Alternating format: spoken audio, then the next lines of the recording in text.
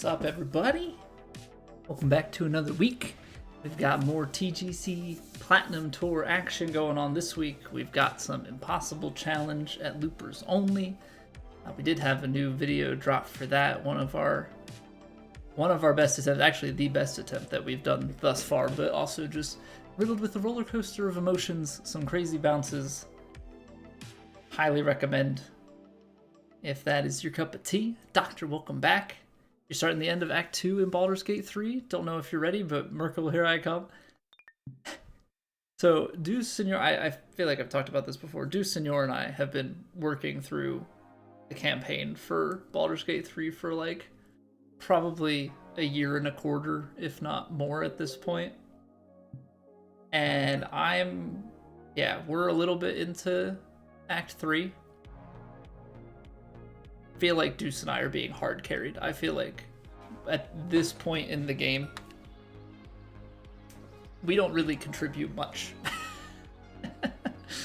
Like, obviously we contribute little bits here and there, but Senor's played through it before, so he's doing a lot of the heavy lifting for us. Deuce and I, on the other hand, are mostly just getting killed on the regular. And so Senor has to drag us through. I won't talk about anything because it's ahead of where you're at, but yeah. I'm a bard, and I think, and these swings are horrible right now, and I think Deuce is a wizard, sorcerer, something of that nature. He does magic. So I don't even know what the classes are at this point. Yes, I'm a bard. I thought the bard would be more useful, basically, is what it comes down to. I thought I'd be able to cast some different things to like help the party and buff and do. I end up just being like a crappy, marksman. I shoot some people with my bow, but I'm largely just dying. So, yeah, it's going great. It's going great.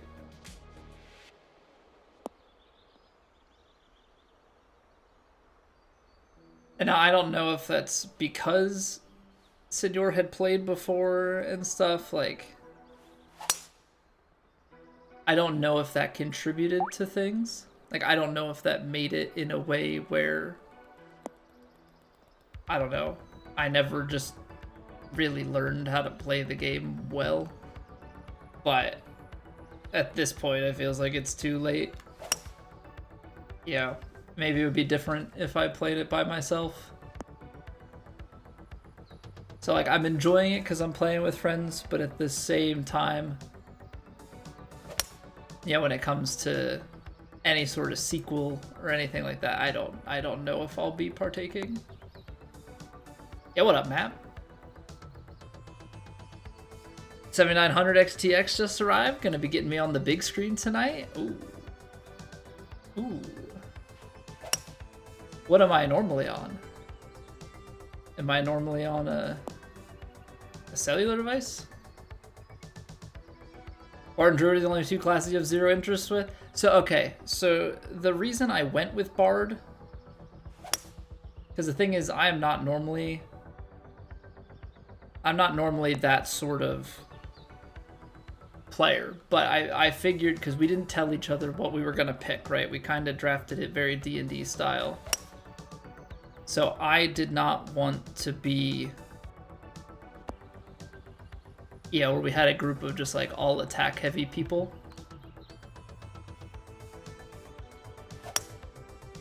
I was like, okay, you know what? I'm gonna take one for the team. I'm gonna be a bard. That seems like, I was kind of, because my closest sort of team comp comparison is any sort of like dungeon-y type thing, like MMO dungeons, right, where you've got tank, DPS, and healer. And I was like, healer's always like the least common of these. Everybody wants to deal damage. Like, I'd always be like a DPS guy. Why is my tempo so bad right now? It's like so fast. Tank Soldier DPS all in one. I don't know. Is Deuce a paladin? Anywho, so that was my kind of thought, but my other thought was my brain went to Monster Hunter team comps and like thinking about was there some sort of like, it's like a drum horn something. I remember there being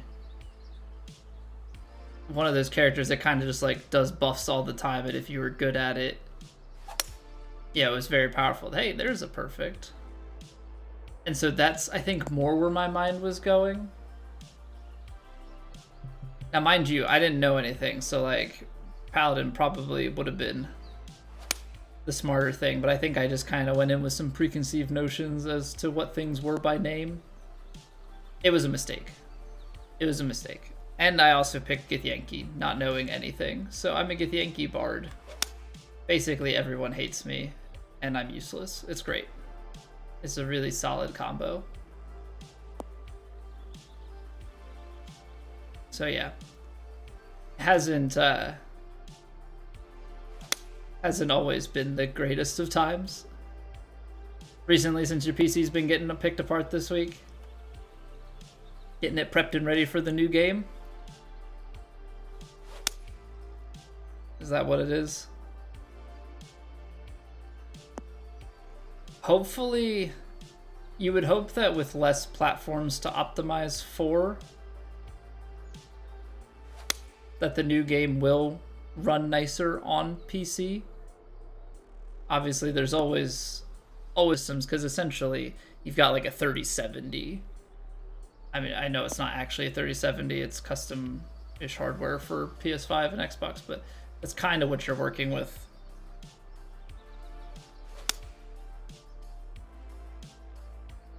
Paladins don't really worry about buffs, they just use Divine Smite on everything, and everything just dies. Heavy armor and Lay on Hands, which is the healing you mentioned. Level 12 Lay on Hands heals 48 HP per cast. You know, is that just common Paladin terminology? Because if I remember correctly from my Hearthstone days, there was a Lay on Hands card. But I guess something, I mean, Hearthstone is derived from Warcraft. And I would imagine that Warcraft probably has its roots in D&D, right? I mean, I'm just kind of speculating on that, but it wouldn't really surprise me if that's how it all came together.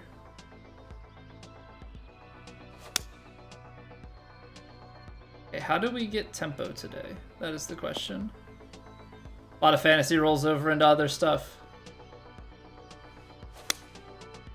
Yeah, I suppose there just become some like general things that are shared.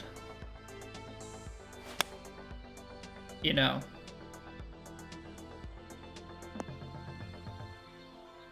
You think across the board with certain things like dwarves and orcs and a lot of these fantasy things, they behave very similarly, and then terminology is also fairly shared. Elf, you probably think of a young looking pointy here. Yeah, like that's how you're able to get these different things like Lord of the Rings and just different big fantasy pieces that all have shared like races and classes and things, and it's just maybe some slightly different implementations, but a lot of concepts are very similar. It just ultimately comes down to storylines that are written around everything. Hey, what up, Lindsay? How we doing tonight?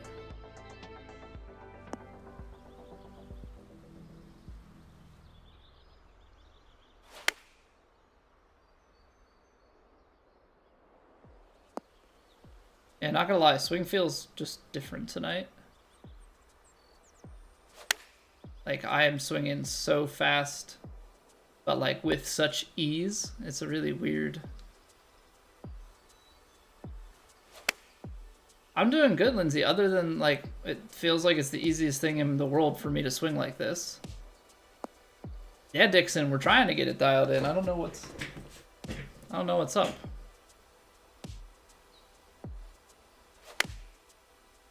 Because that's what we need. We need nice and smooth. We need nice and smooth. There it is. Okay. Let's make sure we can replicate that. Maybe I'm taking my swing back too fast. Because now we're starting to lock and load. I'll be in for a shock when the new game comes. Yeah, I would think so. I mean, I wouldn't be surprised if tempo ends up being fairly similar, because it's kind of my belief that when they're talking about the 1 to 3 tempo, I think that a lot of that is probably already in the game. But I do appreciate, I mean, I think the swing is probably a little bit different, right? Backswing probably does actually mean more in the new game than it does now. But I appreciate that even if they're making the mechanic harder or more complex, that it seems like they're making an effort to also explain it better. You know? Only affects distance, right. Right, so when you break down the swing, you've got your backswing, right? So think of it, you've got two halves, tempo and power, right? So where your backswing ends is your swing plane, right? Now, there are diagonal swings and such. What up, Hurt? There are diagonal swings and such, but like we'll think of it from a straight swing, but you can rotate it for... Because it sounds like there's going to be stuff where like your lie affects the straightness of your swing that you need to input and then draw and thinking of a straight shot, right? 2K23 terms or whatever. Your backswing, your transition is how much power you gave it. Cool, works the same as normal. Your swing plane is where your backswing ends relative. So like, if you landed it here, I would assume that's an inside out, so like you're pushing it. We'll have to see if that actually means that you pull it. I don't know if they're gonna go with like the true like invert, which they do the true invert for shot shaping, but we'll see if they stick to true invert stuff for like how physically it would go, or if it's more of like a mental thing of like left is left and right is right. But if you miss it left, which is here, right, that's your swing plane, and then your contact is this, which theoretically, if you were left on the back, you're going for right on the top. That's going to determine if you're fast or slow in today's terms, minus the distance, right? So that's your club face. Contact is your club face, is open or closed. So that's like where your normal like push draw or pull fade stuff is going to come from. And then tempo is, I was fast so I hit it further, or I was slow so I hit it less far. Or so like you were ahead of tempo, so it adds power. So they like are splitting that last mechanic, which I actually kind of like. I like that that's a switch up, because right now it's like if you're perfect on your tempo, and then you can just manipulate the swing.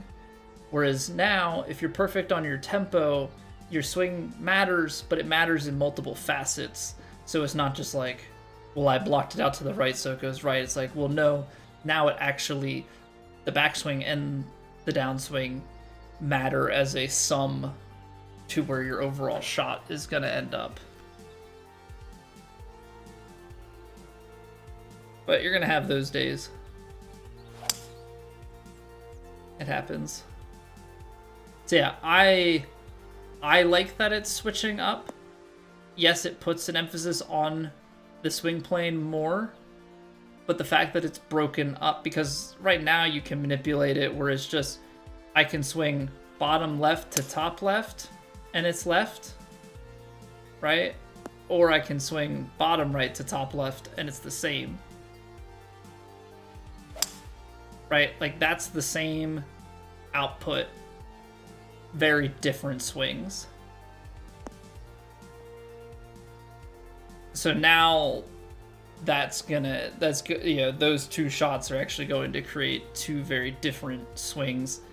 And the fact that they're adding it, and now we'll see how the diagonal swings play, because that's going to be still a finicky thing. But the fact that multiple facets of the swing matter and the swing might be different every time makes it so that you can't just have straight shoot, straight shoot, straight shoot hacks. Maybe you can on lower difficulties, but as that swing lies, you know, stuff comes in, swing biases and everything. Because from what I understand, the way I read it after reading it over a few times, because I didn't quite understand it when I did the video, like first reaction, each shot type and each club has a bias and they give percentages. So like driver is 100%, wood was 90%. I think it was like it said utility clubs. That was something that stuck out to me. So I don't know, you know, obviously you think hybrid, but it doesn't say explicitly hybrid. So is a 2-iron considered a utility club? Maybe. Would be kind of cool to get, you know, if you're playing a links course or something, to get driving irons, or you're going to be playing something windy. That would be pretty cool if that's in the utility club. And then you've got your, you know, irons and wedges. But I think what that means is you have a swing bias, right? And that might mean that you just naturally hit left to right, right? And like, I don't know if that's going to, I don't know if swing bias is going to actually bake in a default shot shape, or if it's just going to bake in an angle, or how that works. Maybe probably some combination of the two. Like, I think you probably, I guess it would have to be the combination. So maybe you have a default draw and a default fade that you can choose from. 100% means you're going to get the full of it, and then I think the percentages are going to bring you back in. So then they have like full shots are 100%, but like a pitch shot is 50. So if a wedge is 50 and a pitch is 50, does that mean you're getting like a 25% of it? So you only have, you know, instead of maybe you needing to normally be out here, 25% is you only have to be just off left to right for your draw, something like that. But if the diagonal swing is manageable but not crazy, and the fact that now putting is going to have the tempo and contact mechanic as well, like I think that's also very interesting. It's going to be harder for people to just hit their exact power that they want. Like putting is going to be harder, which I think is a very good thing, because I suck at putting. I need other people to be neutralized a little bit. Don't get me wrong, being able to read putts is still going to be a tremendous skill, but executing exactly your club face and tempo everything is a whole other story. I think playing on a harder difficulty with all of those things, I think not that we get like easy courses, but I do think that tour courses in general may get a little bit easier. Courses may be designed to be even more realistic, because right now they're kind of in this fantasy realistic kind of realm where there's a lot of realistic elements and design pieces to it, but greens, and maybe it's less so about green contours and design, and maybe it's more about the green speeds that we play on. But I think there's some stuff that gets tamed in from that. At least that's how I view it. So, yeah, we shall see.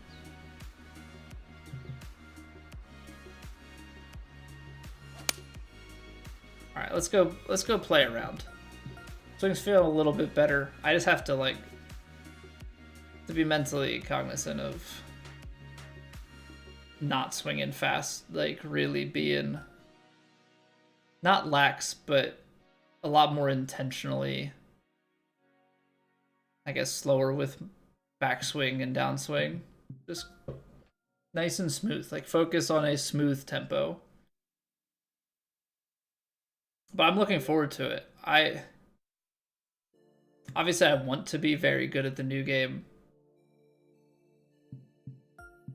You know, obviously the hope is to be able to learn and adapt faster than most, but I don't think that that's quite realistic.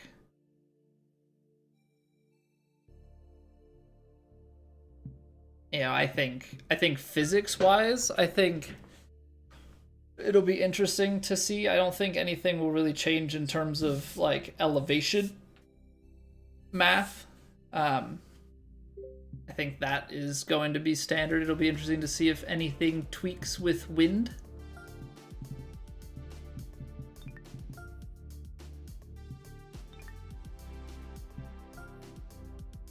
It'll be interesting to see if anything tweaks with wind, what we can learn about lies, because if you do get an indicator of how you have to swing because of the lie, even if you take away lie grid, I think you would know how the lie plays, right? Because the game is basically telling you that.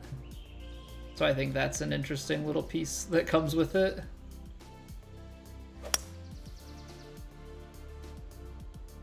Like, oh, you have a left to right lie, and your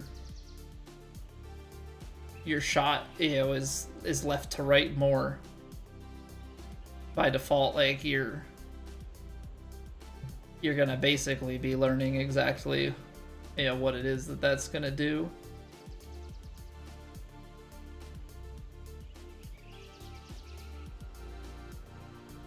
All right, a little bit of loft on this guy.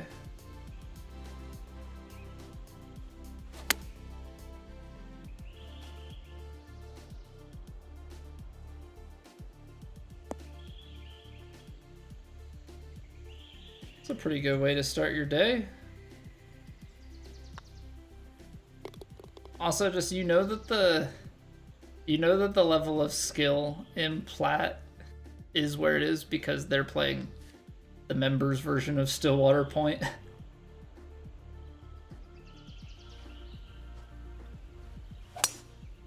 Yeah, just thinking about how Stillwater Point was a Plat course. Yo, what up, Kurtzky? Going streaking? Woo, baby.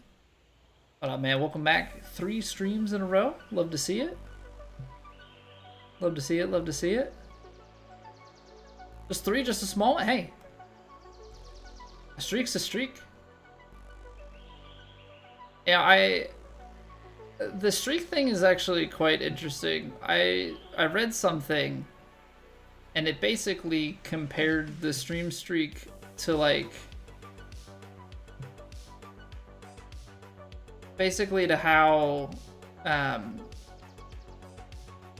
like snap streaks were, right? Snapchat. I haven't used Snapchat in years, but it's kind of in this weird way of the relationship that it can create for people. Almost like there's a negative, like you want to keep it going, but if you lose it, people then, it's kind of like when people's subs run out, how people don't want to necessarily come back to a stream because they're scared because they are embarrassed or whatever because their stream streak has ended.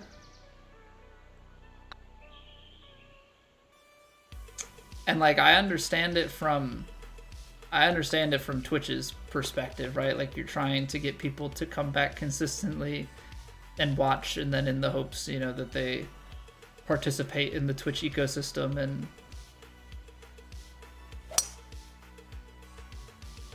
you know, sub and give bits and all of that. Yeah, what up, Russell? Welcome back. Coming up soon. I know. I'm so looking forward to it. You're prepped and ready.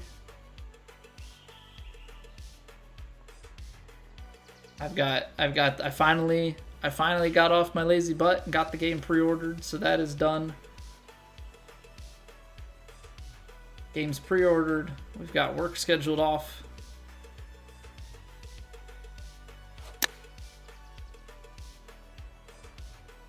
We are locked in and ready to go with it. Yeah, it's just an interesting, like, psychological thing, because Twitch is trying to obviously push, but I feel like it's when that streak is broken, I think there's, you know, potential negatives that come with it. I did see one streamer had a solution to it that I thought was interesting. I don't know if it's actually worth implementing, but basically they had a mechanism, probably through a bot on their stream, where instead of it being a stream streak, people checked in. And so I think it was like maybe like a one, yeah, like a small channel point redemption that was like a check-in, and then that counted in how many times you've checked in for the year. And so that way it was less about comparing how many days in a row people have been there and just how many days, especially because the other side to it was people feel disincentivized to stream on non-regular days because people who have long streaks would have their streaks broken. Yeah, what up, Johnny? I hit that fast, yeah. Brain wants no parts of that water. So I thought that was also a very interesting thing.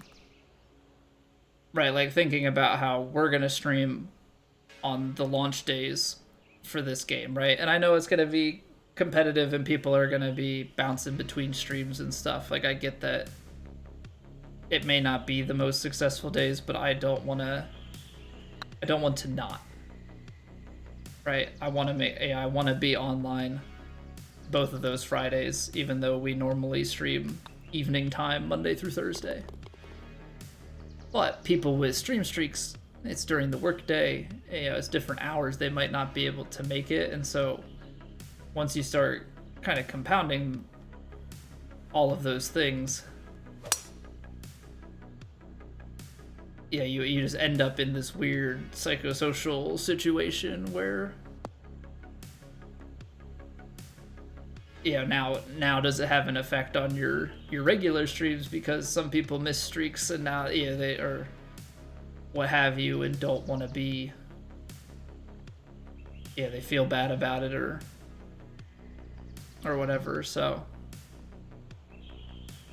yeah, it's weird, man. It's weird.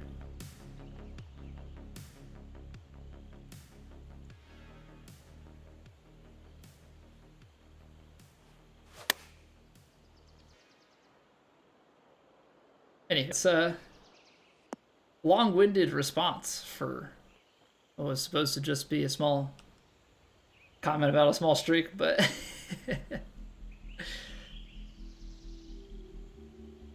I think anybody that's been here long enough knows what to expect from me, so I guess I should.